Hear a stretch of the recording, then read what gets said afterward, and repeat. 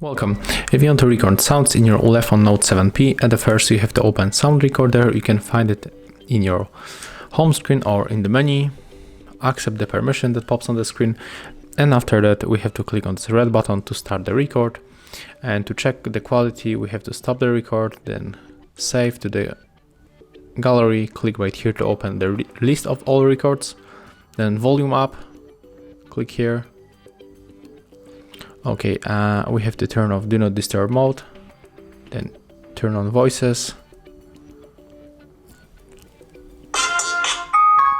Let's try one more time. And as you can see, that's how it sounds. Thank you guys for watching. Leave thumbs ups, comments, and remember to subscribe to our channel. See ya.